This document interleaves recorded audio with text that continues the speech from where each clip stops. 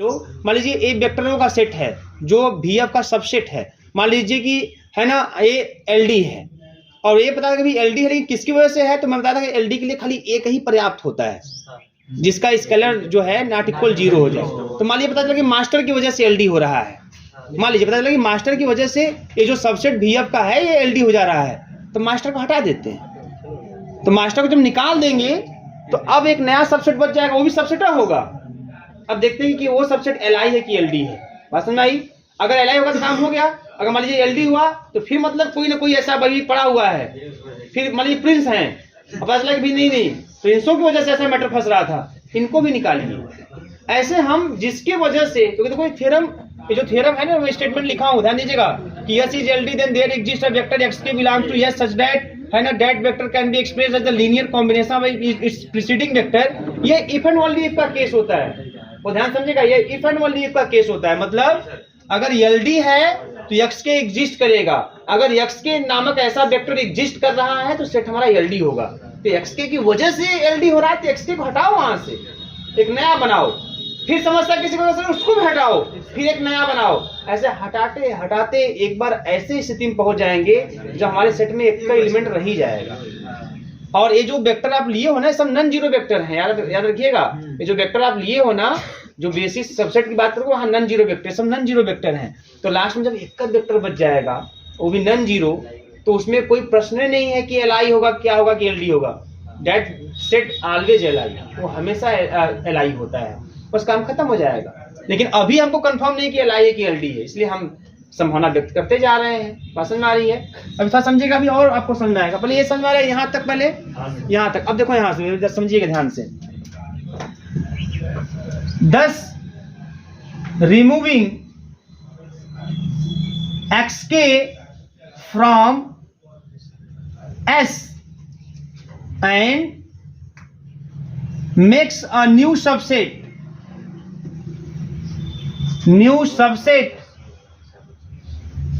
S1 is equal to, अब S1 में तो क्या होगा, X1 होगा, X2 होगा, X3 होगा और xk -1 होगा। xk को निकाल दिया, xk +1 होगा और xn होगा। आप VF, चलो x को मैंने रिमूव कर दिया, एक नया सबसेट S1 बना दिया। अब ये सबसेट है बेटा, ये जब सबसेट है तो ये सबसेट होगा ना। जब ये पूरा सबसेट है तो एक हटा देंगे तो वो तो सबसेट रहेगा। बात समझ में आ रही है ना? तो ये भी सबसेट है। अब इसको दिखा दे कि S1 भी को स्पैन कर रहा है कि नहीं कर रहा है, ये वो चेक काम करते हैं, वो चेक करते हैं। तो देखो यहाँ पे लेट कर लेते हैं बेटा, लेट कर लेते हैं स्मॉल u नामक एलिमेंट कैपिटल V में। अगर हमको दिखाना है कि S1 भी को स्पैन करता है तो V का कोई भी एलिमेंट लोगे, that element can be expressed as the linear combination of element of S1। अगर S1 भी को स्पैन नहीं करता है तो V से कोई भी एलिमेंट लोगे, that element can't be expressed as the linear combination of the elements of S1।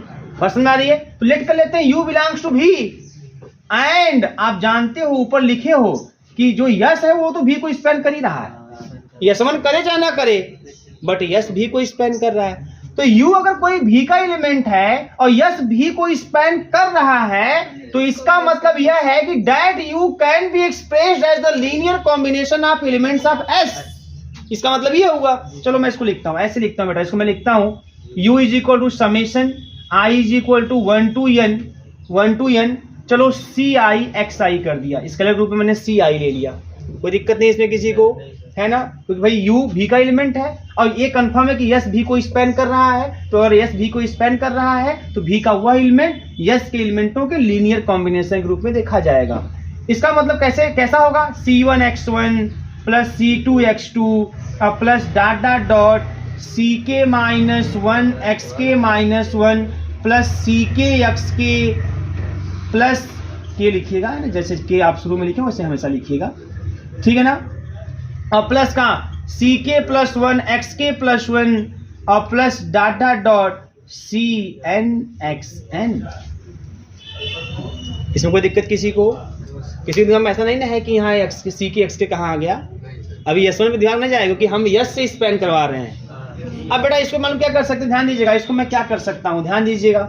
U is equal to, अब यहां तक यहां तक मैं अलग फॉर्म में लिखता हूं, ऐसे summation i is equal to 1 to k minus 1 और ci xi, मतलब यहां तक, यहां तक मैंने एक साथ ले लिया, फिर मैंने ck xk को अलग कर दिया और फिर उसके आगे k प्लस 1 से लेके n तक, है ना, ci xi, कोई दिक्कत नहीं है भाई, ये भी तो यही चीज रिप्रेजेंट कर रहा है।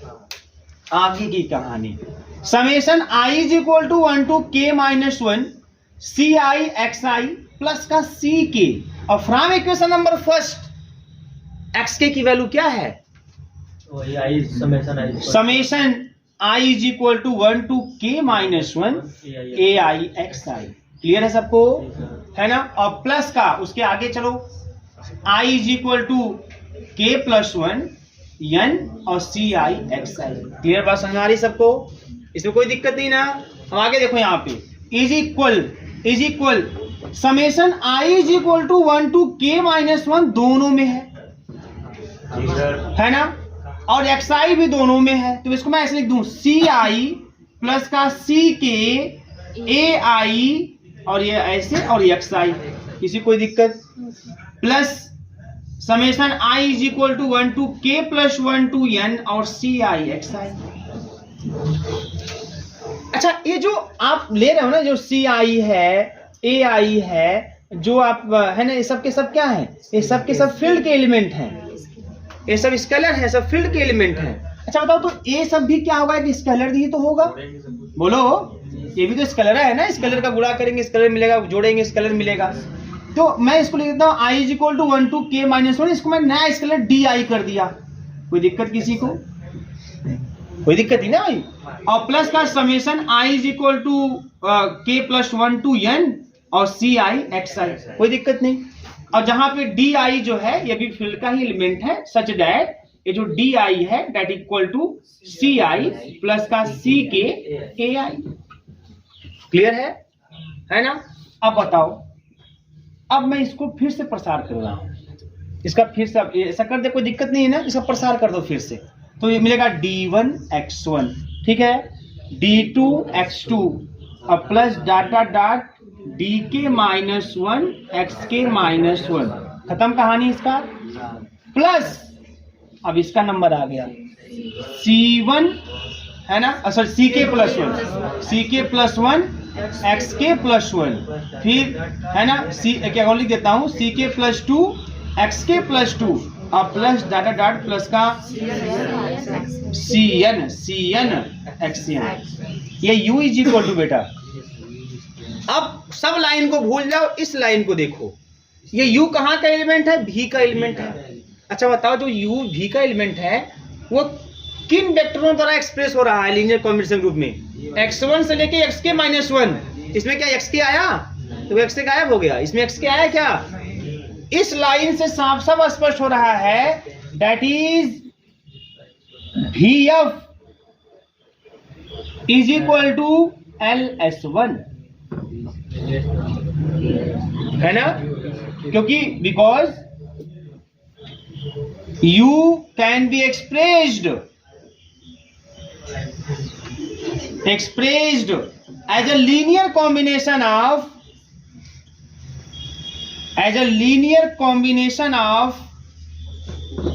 elements of S1,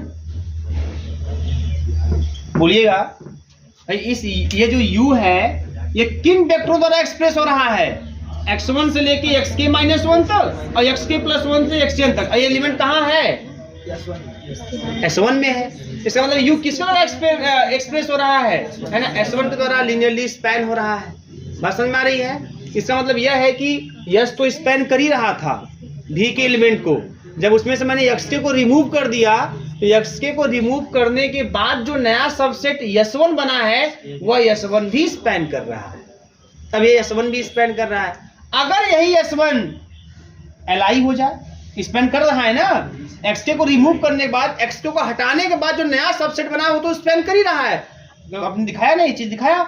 अगर यही s1 li हो जाए तो काम बन गया, है ना, li हो जाए, देन s1 becomes,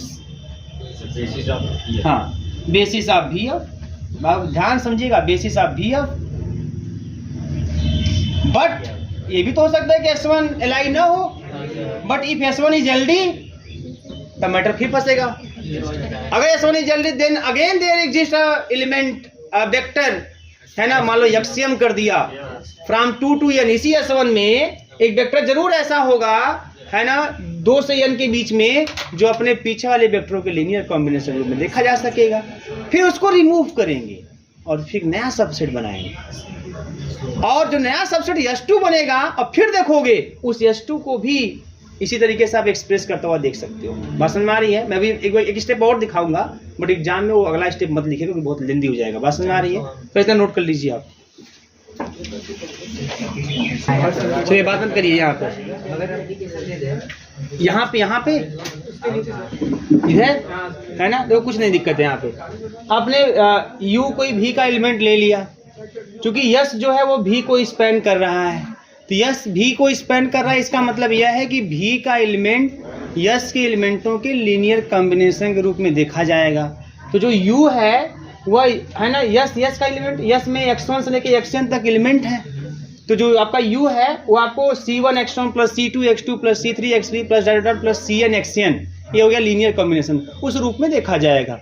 तो मैं समेशन फॉर्म में लिख दिया हूँ, तो इसको ओपन कर दिया, plus C1 x1 plus C2 x2 से लेके Cn xn तक, और उसी बीच में xk भी हमारा है, तो उसी मैंने बीच में xk लगा दिया, तो Ck xk हो जाएगा। उसके पहले वाला Ck -1 xk -1, उसके बाद वाला Ck +1 xk +1, कोई दिक्कत नहीं इसमें। अब इसको 3 पार्ट में ब्रेक कर लिया, है ना, x1 से लेके xk -1 तक एक पार्ट, Ck xk को छोड़ दिया, और xk +1 से xn तक, है ना, एक पार्ट कर लिया। अब ये तो यहाँ से देखिए x1 से लेके xk -1 तक, ये समेशन फॉर्म में एक पार्ट हो गया। फिर Ck xk आपका छोड़ दिया, है ना, और फिर xk +1 से xn तक एक पार्ट में कर दिया। अब xk जो है वो क्या है, वो अपने पीछे वाले एलिमेंटों के लीनियर कॉम्बिनेशन के रूप में है ना, तो वो मैंने यहाँ पे लिखा हुआ है यहाँ पे, तो xk के स्थान पे आप लिख दिए xk का वैल्यू इक्वेशन 1 से। बात समझ में आ रही है? अब दोनों में कॉमन क्या है, समेशन i = k -1 तक, ये कॉमन है, इसमें भी कॉमन कर लिया, दोनों में xi कॉमन, xi कॉमन कर लिया, बचा क्या, बचा यहाँ से Ci प्लस का Ck Ai बचा। ये सब के सब स्केलर हैं, इनको नया स्केलर नाम दे दिया Di के नाम से। बात समझ में आ रही है? तो ये आपका इस तरीके से Di हो गया, और फिर यहाँ जो आगे बचा, आगे वाला जो का तो छाप दिया। अब फिर से इसको ओपन कर दो, तो D1 x1 plus D2 x2 से लेकर कहाँ तक, प्लस Dk -1 से लेकर Dk -1 इंटू xk -1 तक, तो ये लिख दिया। फिर इसके बाद यहाँ से स्टार्ट हो जाएगा, और यहाँ से कहाँ से स्टार्ट होगा, Ck +1 xk +1 Ck +2 xk +2 से कहाँ तक, Cn तक xn तक। अब अगर इसको देखो तो इसमें कितने वेक्टर दिखाई दे रहे हैं, इसमें वेक्टर दिखाई दे रहे हैं x1 से लेके xk -1 तक, और xk +1 से लेके xn तक, मतलब इसमें xk नहीं दिखाई दे रहा है, मतलब इसमें कहाँ के वेक्टर दिखाई दे रहे हैं, इसमें S1 के वेक्टर दिखाई दे रहे हैं। इसका मतलब कि V के एलिमेंट को S1 भी स्पैन कर रहा है, S1 भी स्पैन कर रहा है। बात समझ आई? क्योंकि V का एलिमेंट S1 के भी एलिमेंटों के लीनियर कॉम्बिनेशन में देखा जा रहा है। अब आगे कहानी देखो यहाँ बेटा,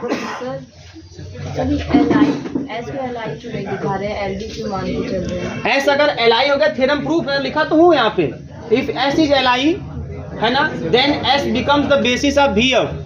यस के जो एलिमेंट हैं उनके बारे में आपको पता नहीं कौन से एलिमेंट है। अगर हमें पास पता था कि यस में 1 0 0 या 2 1 2 ऐसा 3 1 2 ऐसा कुछ है, तब ना उसको आप चेक करते कि Li है कि LD। यहाँ यस के एलिमेंट आपको पता नहीं है, जब पता नहीं यस के एलिमेंट कौन है, बस ये पता है कि n एलिमेंट हैं, उनका नाम मैंने x1 x2 दे दिया, जब पता ही नहीं इसमें कौन से एलिमेंट है ना, तब ऐसी स्थिति में वहां पे दोनों संभावनाएं रहेंगी। एस हमारा Li भी हो सकता है, LD भी हो जाएगा। जैसे ही Li होगा थ्योरम कंप्लीट, लेकिन LD होगा तो वही कहानी आगे बढ़ी। तो जिसकी वजह से LD हुआ, xk की वजह से xk को रिमूव करके नया सबसेट बना दिया। बात समझ आ रही है ना? अब देखो आगे कहानी, यहाँ पे मिटा दो इसको, अब ध्यान देना आप लोग। अब देखो मैं जो अगला स्टेप बढ़ा रहा हूँ खाली आपके प्रैक्टिस के लिए, अदरवाइज आपको बस यही एक दिखा देते हैं, कंप्लीट हो जाता है काम आपका। अब यहाँ देखिए, अगर हमारा S1 Li काम खत्म, थ्योरम कंप्लीट, लेकिन अगर S1 is LD again, then there exist a vector, मान लो एक्सियम पसंद आ रही बेटा, बिलोंग्स टू S1। अब S1 की बात, such that x m can be expressed can be expressed as a linear combination of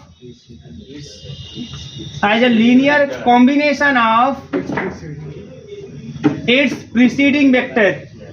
मतलब वो x1 अपने पीछे वाले वेक्टरों के लीनियर कॉम्बिनेशन के रूप में देखा जा सकता है। Preceding vector that is x m is equal to, मान लो a1 x1 plus a2 x2 plus dot dot dot plus am minus 1 xm minus 1।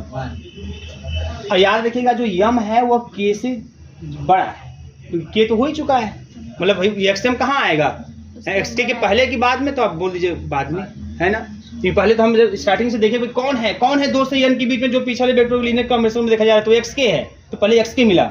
अब आगे है कि नहीं पता, लेकिन अब फिर से हम देखना चालू किए तो उसके आगे भी हमको कोई xm मिल गया इस तरीके से। इसको लिखेंगे xm is equal to summation I is equal to 1 to m minus 1 बेटा ai xi, again equation number 2। अब इसका समझते हैं इसका मतलब क्या है, इसका मतलब इस xm की वजह से हमारा S1 LD हो रहा है, यही तो लिखा हूं मैं। अगर S1 is LD, if S1 is LD बेटा, देन दैट इज, तब उस S1 में कोई वेक्टर हमारा ऐसा एग्जिस्ट करेगा जो अपने पीछे वाले वेक्टरों के लीनियर कॉम्बिनेशन रूप में है। या हम ये भी कर सकते हैं इसका मतलब इस एक्सियम की वजह से वो S1 LD है। तो अगर इस एक्सियम की वजह से, क्यों एक्सियम की वजह से LD है, क्योंकि एक्सियम अपने पीछे वाले वेक्टरों के लीनियर कॉम्बिनेशन के रूप में है। तो अगर किसी भी सेट में, वेक्टरों के सेट में कोई ऐसा वेक्टर हो जाए पीछे वाले वेक्टरों के लीनियर कॉम्बिनेशन के रूप में अगर देखा जा रहा है, तो कंफर्म ऐसे वेक्टरों का सेट जो होता है वो LD होता है। तो इसका मतलब ये हो कि इस एक्सियम की वजह से S1 LD है, तो इसी एक्सियम को S1 से निकाल देते हैं, हटा देते हैं, इसकी वजह से हो रहा दिक्कत, उसको हटाओ और फिर नया सबसेट बनाते हैं और फिर देखते हैं कि उसकी स्थिति क्या है ना। तो नाउ रिमूव या removing axiom from S1 and makes a new subset S2। S2 में कैसे एलिमेंट होगा, ध्यान देंगे यहाँ पे। पहले S1 में क्या है, S1 में x1 है, x2 है ना, और x3 है से लेकर xk माइनस 1 है और xk प्लस 1, उसमें xk ना नहीं था। अब इसके बाद में ही कहीं पे यह भी होगा xm माइनस 1 xm, तो xm रिमूव कर दिए उसमें से, तो xm प्लस 1 और इस तरीके बेटा xm। अब जैसे पीछे वाला शो के थे S1 को, जैसे आप दिखाए थे ना कि S1 स्पैन कर रहा है, ऐसे S2 को भी स्पैन करते हुए दिखा सकते, कैसे मालूम है। अब आप पहले ये कंफर्म हुआ, पीछे जो कंफर्म हुआ है कि S1 जो है S1 स्पैन कर रहा है, तो कोई U लीजिएगा V में और उस U को S1 से स्पैन करवाइए। किससे स्पैन करवाइएगा, S1 से। तो जब S1 से स्पैन कराएंगे, है ना, तो ऐसे केस में क्या होगा, उस U को लिखेंगे A1 से लेकर AK माइनस 1 तक, फिर AK प्लस 1 से लेकर AM माइनस 1 तक, और फिर उसके बाद AM प्लस 1 से लेके, है ना, सॉरी AM भी रहेगा उसमें, क्योंकि S1 से स्पैन कराएंगे ना। मैं करवा देता हूँ, दिखा देता हूँ आपको। नाउ देखो ध्यान रखना, since LS1 equal to V तो है हमारे पास, देखो यहाँ पे LS1 इक्वल टू V तो है, then if U belongs to V,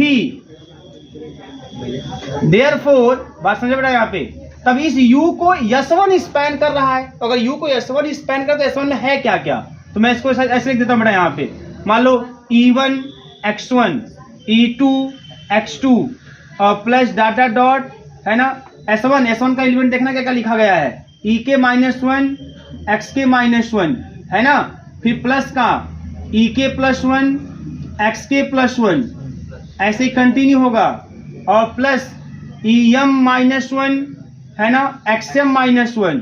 S1 में अभी हमारा XM है ना, S1 स्पैन करा ना, S1 में XM है ना, इसको तो निकाला गया है ना अभी, इसमें EM XM और प्लस का EM प्लस 1 XM प्लस 1 और plus data dot EN XN, ठीक है। S1 के एलिमेंट से हमने स्पैन करवा दिया। S1 के एलिमेंटों को देख लीजिए, है ना, उसमें सब है।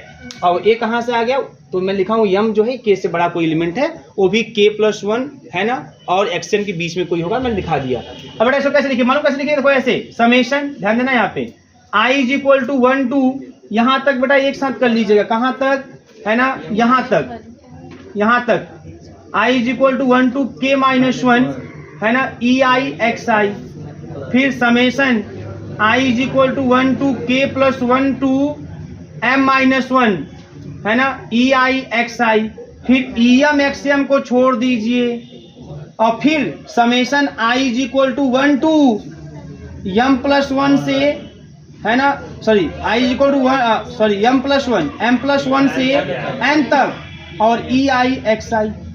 क्लियर है? अब ध्यान देना यहाँ पे summation i is equal to 1 to k minus 1 e i x i plus का summation i is equal to k plus 1 to m minus 1 e i x i plus का em। अब एक्सएम का मान यहाँ है ना summation i is equal to 1 to m minus 1 a i x i अब plus का summation i is equal to m plus 1 to n a i x i. ध्यान दे रहे हैं?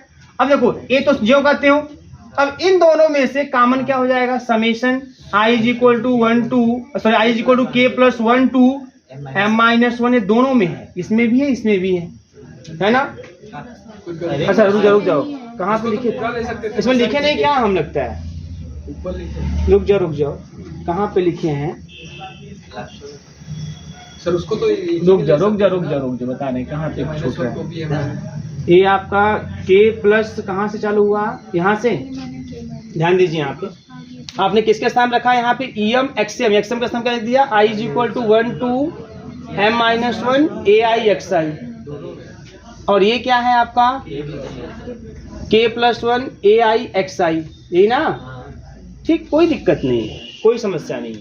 इसको लिख दीजिए ऐसे, अब कोई दिक्कत नहीं, इसको भी ऐसे रहने दीजिए प्लस इसको भी ऐसे रहने दीजिए और यहाँ पे लिख दीजिए summation i is equal to 1 to m minus 1 है ना। यहाँ पे 1 नहीं होना चाहिए, अच्छा 1 है लिखा हुआ वहाँ पे ना, ठीक कोई दिक्कत नहीं। ये आपको हो जाएगा ए आई और em और एक्स आई और उसके बाद ये आपका जो करते हो। अब थोड़ा ध्यान देने वाली बात, लिख ही देता हूँ इसको, चलो लिख ही देता हूँ,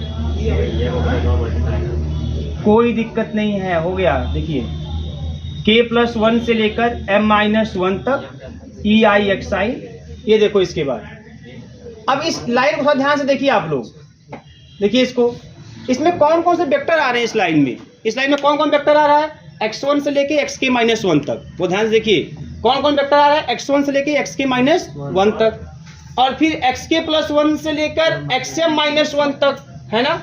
और फिर यहाँ पे जब बात करेंगे, ये कुछ छूट रहा है क्या भाई? तो सही लिखे, रुक जाओ कहीं पे कुछ छूट गया क्या लगता है। एक्सएम आपने दिखा दिया, अपने पीछे वाले वेक्टरों के linear combination i is equal to 1 to m minus 1 a i x i हो गया, ठीक है। फिर H2 हमने उसको रिमूव कर दिया, ये रिमूव हो गया, ठीक। उसके बाद अब S1 से आपने एक्सपेंड करवाया, S1 से, तो S1 में लिख दिया आपने k माइनस 1, ये भी ठीक है। फिर xk प्लस 1 से लेके xm माइनस 1 तक, ये भी ठीक है। उसमें से आपने किसको हटा दिया em xm, ठीक। em प्लस 1 xm प्लस 1 से लेके en xm, ठीक है।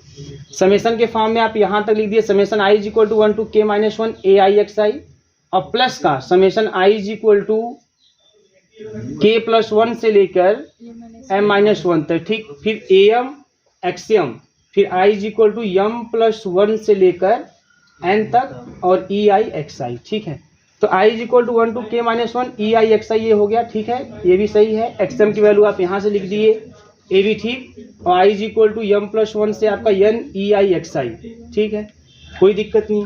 तो यहाँ भी सही जो कहते हो लिख दिया, यहाँ भी अच्छा, ठीक, कोई दिक्कत नहीं। देखो यहाँ पे, तो यहाँ पे जो वेक्टर हमारे पास क्या हो गया, वेक्टर हो गया x1 से लेके xk माइनस 1 तक। पहले देखो इसमें xm नहीं आ रहा है, बस ये ध्यान देना है आपको। फिर यहाँ वेक्टर हो गया xk प्लस 1 से xm माइनस 1 तक और यहाँ जो वेक्टर होगा वह आपका x1 है ना, x1 से लेके xm माइनस 1 तक आ रहा है, कोई दिक्कत नहीं है। और यहाँ पे जो वेक्टर है वह xm प्लस 1 से लेके xm तक आ रहा है। मतलब इस पूरे कॉम्बिनेशन में अगर ध्यान से देखिए तो इस पूरे कॉम्बिनेशन में जो भी आपको वेक्टर दिखाई दे रहा है खाली H2 का दिखाई दे रहा है। H2 में क्या क्या है, देखो H2 में ही नहीं हमारे पास x1 से लेके xk माइनस 1 तक, तो x1 से लेके xk माइनस 1 तक मिल गया आपको। फिर x1 प्लस 1 से लेके xm माइनस 1 तक, xm प्लस 1 से लेके xm माइनस 1 तक भी मिल गया। फिर xm प्लस 1 से लेके xm तक, तो xm प्लस 1 से लेके xn तक भी मिल गया। और ये क्या है, ये भी आपका x1 से लेके xm माइनस 1 तक है, मतलब ये भी आपका यहीं तक पूरा एक्सप्रेस कर रहा है। तो कहीं पर भी इस पूरी लाइन में xm वाला वेक्टर नहीं आया। आया क्या? नहीं आया। इसका मतलब इसमें जो भी एलिमेंट आ रहे हैं वो खाली s2 के ही आ रहे हैं। इसका मतलब इस u को कौन स्पैन करेगा? s2। बात समझ में आ रही है? अब अगर यही s2, इफ s2, अगर यही s2 क्या हो जाए? li हो जाए, तो then becomes the basis, becomes the basis, and if H2 is LD तो वही काम, रिमूव, फिर रिमूव करेंगे आप, ठीक है ना। तो इसके बाद देखिए क्या होता है, ऐसे फिर रिमूव करेंगे, रिमूव करके नया सबसेट बनाएंगे। वो जो नया सबसेट है वो भी स्पैन करता हुआ आप देख सकते हैं, है ना। तो बोलेंगे यहाँ पे इफ H2 is LD then continuing as previous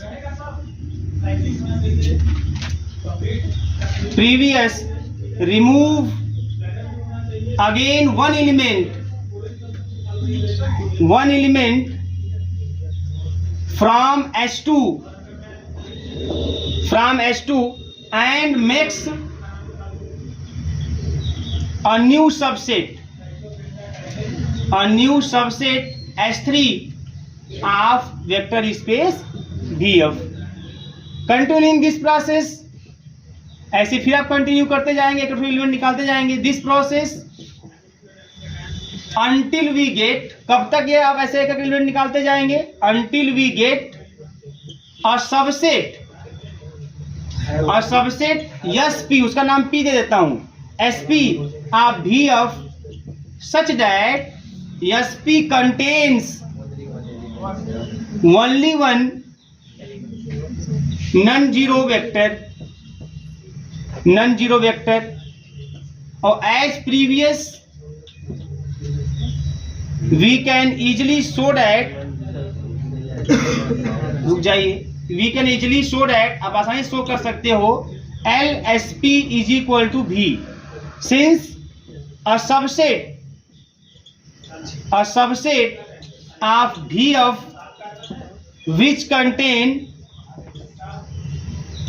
contain only one non-zero vector। आपने पढ़ा हुआ है कि अगर किसी VF के सबसेट में एक ही नॉन जीरो वेक्टर हो, only one non-zero vector is always क्या होता है? Li होता है। then SP becomes the basis of VF। मतलब पूरी कहानी समझिए, एक्चुअली इसका क्या मतलब है। पहले स्टेटमेंट था कि there exist a basis for each finitely generated vector space. कोई वेक्टर स्पेस अगर फाइनाइटली जनरेटेड वेक्टर स्पेस है तो कंफर्म है कि उस वेक्टर स्पेस के पास अपना एक सबसेट होगा जो उस वेक्टर स्पेस के एलिमेंटों को लिनियरली स्पैन करेगा। अब अगर वही जो सबसेट है अगर Li हो जाए तो वही बेसिस बन जाएगा, अगर Li नहीं होगा तो फिर वह LD होगा। अगर वह LD होगा तो थ्योरम का स्टेटमेंट फिर है कि अगर कोई वेक्टरों का सेट LD है तो कंफर्म है कि उस वेक्टरों के सेट में 2 से लेके n तक में एक ऐसा वेक्टर जरूर एग्जिस्ट करेगा जो अपने पीछे वाले वेक्टरों के लीनियर कॉम्बिनेशन के रूप में देखा जाएगा। तो इस वेक्टर को हम वहां से रिमूव कर देंगे, हटा देंगे, हटा के एक नया सबसेट बनाएंगे और उस नए सबसेट को भी हम देखेंगे कि वो नया सबसेट भी V को क्या करेगा? स्पैन करेगा। वो नया सबसेट भी V को स्पैन करेगा। अब वो जो नया सबसेट V को स्पैन कर रहा है अगर वह Li हो जाए तो वही बेसिस बन जाएगा, थ्योरम कंप्लीट। लेकिन अगर वो LD हो जाएगा तो इसका मतलब फिर उस वेक्टरों के सेट में, उस नए सबसेट में एक ऐसा वेक्टर जरूर होगा जो अपने पीछे वाले वेक्टरों के लीनियर कॉम्बिनेशन के रूप में देखा जाएगा। फिर उसे अगेन आप रिमूव करोगे तो अगेन रिमूव करने जो नया सबसेट बनेगा आप देखोगे, देख सकते हो आसानी से, वह भी स्पैन करेगा V को। अब वो भी V को अगर स्पैन करे, इसमें दिखा है S2 भी V को स्पैन किया तो वह भी स्पैन करेगा V को। अब अगर वही Li बन जाए थ्योरम कंप्लीट। लेकिन अगर वो फिर LD हो जाए तब तो अगेन एक वेक्टर उसमें ऐसा एग्जिस्ट करेगा जो अपने पीछे वाले वेक्टरों के लीनियर कॉम्बिनेशन रूप में देखा जाएगा। फिर उसको रिमूव करेंगे, फिर एक नया सबसेट बनाएंगे और फिर आप देखेंगे कि वो भी उसको स्पैन करेगा।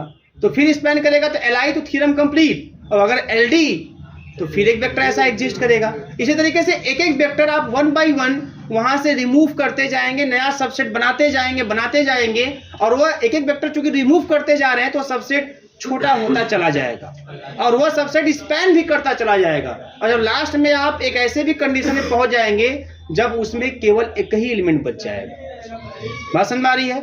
और जब एक ही एलिमेंट बच जाएगा तो सबसेट आप vector space VF which contain only one non-zero vector is always Li। वहाँ LD का प्रश्न ही नहीं उठेगा। तो जैसे Li हो गया काम खत्म होता है। बात समझ में आ रही है? तो ये तो प्रूफ करना जानते हैं ना आप लोग कि किसी सेट में अगर एक ही एलिमेंट हो और नॉन जीरो एलिमेंट हो तो हमेशा क्या होता है, वो हमेशा Li होता है, क्योंकि नॉन जीरो है एक स्केलर लोगे a into alpha is equal to zero, alpha not equal zero, then a equal to zero, तो स्केलर जीरो हो गया, इसका मतलब Li। ठीक है, नोट कर लीजिए इसे आप।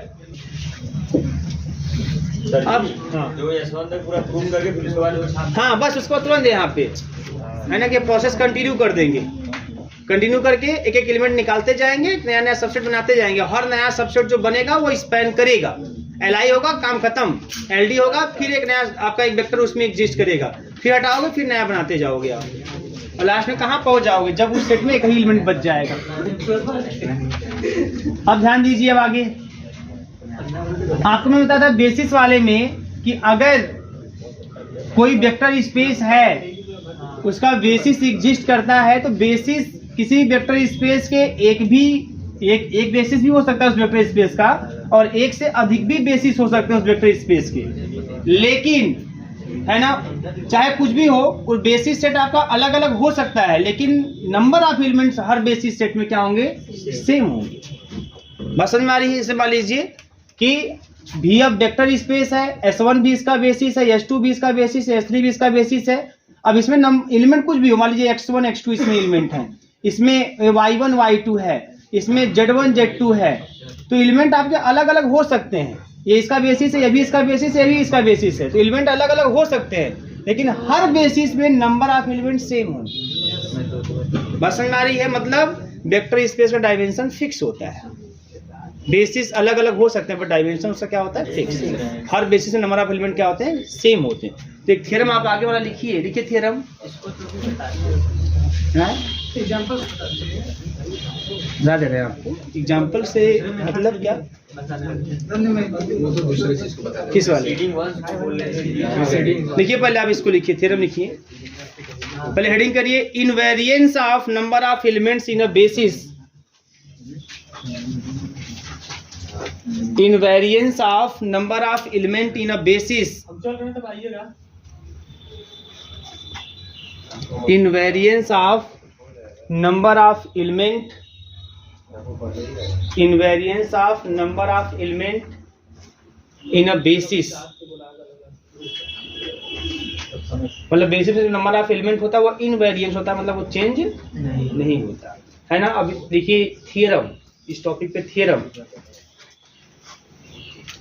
थ्योरम लिखिएगा आप लोग, बोले if VF is a finite dimensional vector space, if VF is a finite dimensional vector space, if VF is a finite dimensional vector space, then if VF is a finite dimensional vector